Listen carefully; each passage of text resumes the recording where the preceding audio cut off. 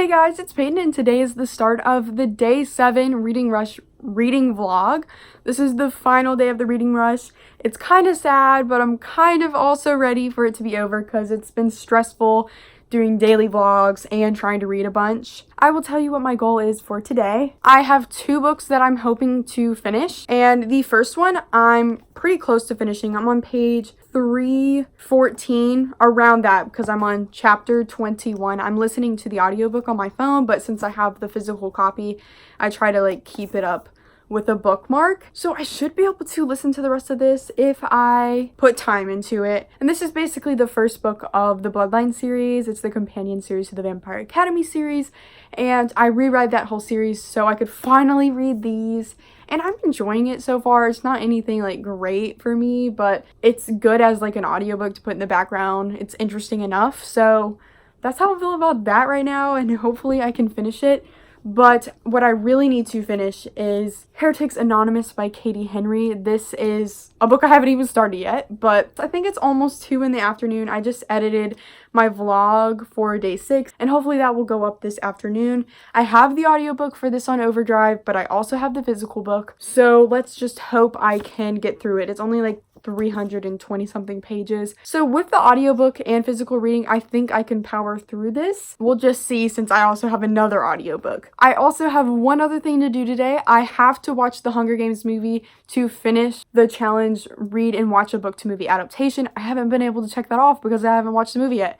So I think I'm actually gonna go do that with my mom right now. I'm in such a Hunger Games mood, as always, but literally, I was just talking about it with her this morning, how much I love the Hunger Games, and I got teary-eyed. It means so much to me, and I know the first movie isn't, the greatest thing ever, but just the nostalgia and the love I have for the series, I still love that movie, and, it might not have been the best, directed movie of all time.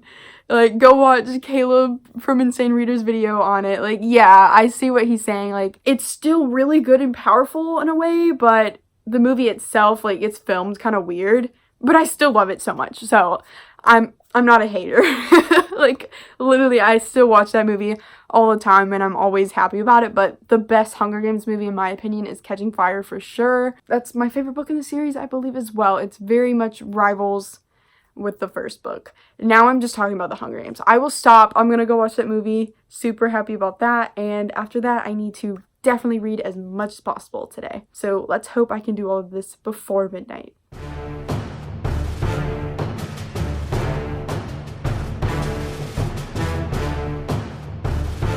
Hey guys, it's Peyton. It is almost 7 o'clock at night, and I haven't updated in a while because I have some really good news. So I did just finish watching The Hunger Games. Enjoyed it as always, even through the flaws. I still love the flaws. I love this movie, love the books, just everything about this story makes me really happy. But I can't even talk right now. I'm still so speechless. So basically, right as I clicked play for the movie, I see on my phone that I'm getting a phone call from my boyfriend. And if you don't know my situation, it is almost 5 weeks since I've seen him or heard his voice. We've only been able to communicate through letters because he is going through Army boot camp. I knew there was a chance I could get a call today, but I was really trying not to get my hopes up because last Sunday, Sundays are the days they can call. Last Sunday I got my hopes up because I really thought that he was going to be able to finally call. I just really wasn't entirely expecting it, and when I saw it, I was in my living room. My mom says she's never seen me move so fast because I've wanted this call alone, so I ran upstairs up into my room as quick as possible. And he on the other end of the phone was probably what the heck is going on? Because I was Mom, stop! No, I gotta go upstairs! Because my mom wanted to talk to him, and I was just in too much of a panic to even let her hear anything. I couldn't. And basically, when I answered, we both kind of started crying, for sure. At the first sound of our voices, it was so surreal. It was so weird hearing the voice of someone that you care about so much, and you haven't seen them in a while, or heard from them in a while. Obviously I have videos and stuff, but it's nothing the same as hearing the voice in conversation with you in real time.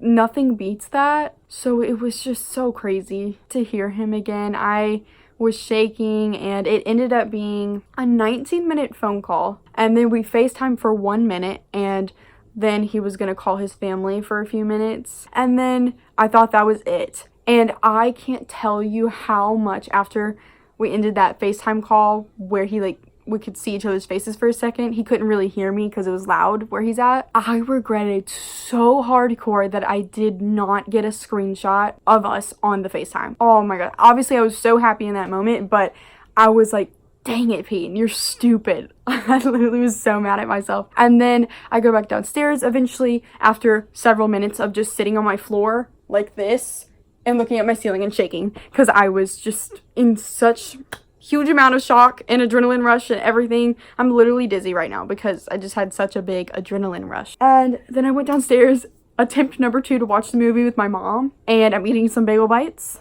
And then boom, I get another call. I wasn't expecting that because I thought that he would just end off the call with his family, but he called me one more time, sneaked it in. It was only for a few minutes or so, very short, but I knew I regretted not getting a FaceTime and taking a picture, and I was instantly like, please, can we take this picture?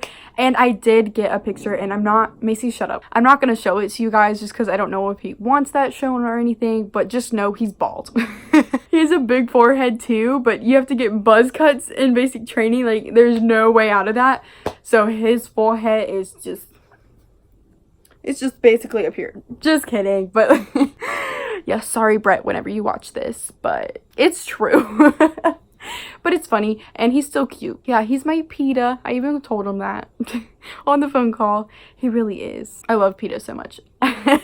Sorry, I just got off of watching the movie, so I'm in that zone. So I haven't listened to my audiobooks at all today, and now I'm literally just gonna lay down for the rest of the day or the night and listen to as much of the audiobooks as I can for Heretics Anonymous and Bloodlines, because I am literally exhausted after that. I had all the energy drained from me, and I just feel dazed and shocked. So I just need to lay down and listen to these audiobooks, and hopefully I can finish them before midnight, but I highly doubt it because the movie thing took way longer than I thought because the phone call thing happened and I was just spazzing.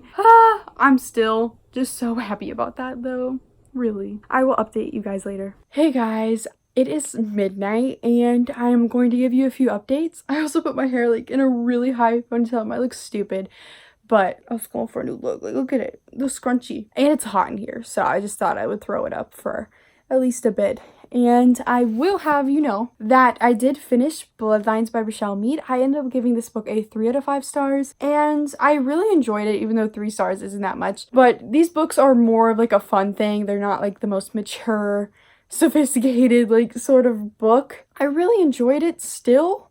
It's just still not that 5-star level. It doesn't reach that for me, but it was still really entertaining. I feel like it's better for me on audio because I could just quickly go through it and not have to take so much time on it, and I think that helps some. So I read pretty much all of this book throughout the readathon, and it wasn't a planned thing, but I knew I had this audiobook and I might as well have went with it. And I realize now that it could work for the challenge of a book I meant to read last year, because I've meant to read this book like every single year for like a long time. That's good because I did not finish Heretics Anonymous in time by Katie Henry.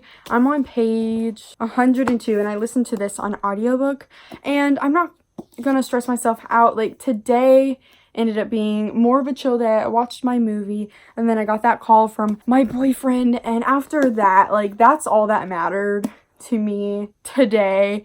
I still was trying to do my reading, but like, what mattered to me was just that phone call and like talking to my family about it, and it took over my day, and I'm glad it did. Like, I'm so glad that happened. Honestly, not sad that I didn't finish this. I'm definitely gonna still continue on with it. I'm enjoying it so far. This book is about this guy named Michael, and he moves around a lot because his family moves. His dad has this weird job, and he is put in this Catholic school, this highly Catholic school with nuns and priests and stuff, and he's an atheist, so he doesn't really fit in to this area, and he ends up finding this club there with a whole bunch of other people who don't really fit in at this Catholic school. There's a gay person, a Jewish person, a feminist that wants to be a priest, and then other people with different views that aren't really accepted from this school. It's really enjoyable to see all the different sides of things, and me personally, I am not the most religious person. I still haven't really figured out like what I really believe, so it's kind of interesting to see this and see things questioned, and I like this so far. And it's not like shoving religion down your throat. I hate when that happens, and I'm just not that person that like wants it shoved down my throat. But this is in like a good way, and has multiple different types of people, and they're trying to come together so far from what I've gotten from this book and show people like some of the lies that the Catholic people are trying to spread, like what's happening right now with the Catholic people like spreading lies about like sex and stuff so they don't have it, you know. And it's just wrong that they're like literally telling you incorrect information, like outdated information about it, just to try to keep these teenagers pure. So they are fighting against it as a little anonymous group. Heretics Anonymous. So far I'm liking it, so I will continue on with this as I go. But now I'm gonna do a little bit of a wrap up. I lowered because I needed to stretch out my legs. I was sitting in a weird position, but I want to wrap up the whole reading rush week and let you know everything that I read. If you didn't see all my other vlogs, I'm gonna create a playlist for all of them so you can watch one. I'm really proud that I have one for each day. I just think that's really cool, and I never expected to do it, so I'm super happy with myself that I was able to read as much as I did. I read 5.5 books, and that's pretty great. That's half of a book more than I planned, so. And I also did a video every single day. Like, that's pretty cool to me, and I'm very happy with myself. So, the first book that I completed was Summer of Salt by Katrina Leno. I believe I gave this book a 3 out of 5 stars. Then I read The Hunger Games by Suzanne Collins. I gave this book a 5 out of 5 stars, and I did this for the Read and Watch a Book to Movie Adaptation Challenge, and I did do that. And this one was, crap, what was this book for? Ooh, what is this for? Oh, read a book in the same place the entire time. The next book that I read was The Princess and the Fangirl by Ashley Poston. I read this book for Read a Book with purple on the cover, and I gave this book a 4.5 out of 5 stars. Then I read An Enchantment of Ravens by Margaret Rogerson. I did this for the challenge of Read a Book with a non-human main character and Read a Book for a debut author. And I gave this book a 2 out of 5 stars. Rip to that. I never do that. Like, it's rare. So interesting. Go watch my vlog for that. Then I read Bloodlines by Rochelle Mead, as I said, 3 out of 5 stars. And this is for the challenge of read a book that you meant to read last year. And it was supposed to go to this, but yeah. And I read half of Heretics Anonymous by Katie Henry. So this is a good whole stack of books. I'm pretty proud of the damage that I made. And I collected a whole bunch of badges. I might pull up my computer and give us all the stats and how many pages I read and everything, because I'm pretty happy with it. So here's my profile, and I just have my Reading Rush TBR. And I didn't read that book, but you know, things changed. And then as we scroll down, we see that I read 1,704 pages, 5 books finished, and those are the ones listed right now. And this one, I just like added in all of the pages of Bloodlines, just all in one, because I forgot to do it during the separate days. And all of my badges that I earned, I'm really proud of that. It's super cool. And I also got another badge completing the 2019 reading challenges. So I did all the reading challenges, though I didn't do the read 7 books, which was the bonus challenge. But I got all of the badges that I really wanted. So I am pretty happy with myself, and let me know which ones you got and what progress you made. But that's the end of this video. Thank you guys so much for watching it. Like this video, comment down below. Have a good day. Please subscribe. Make sure to follow all my social medias, which are linked down below, and go click the bell button, which is right by the subscribe button, which you should have already clicked, and goodbye.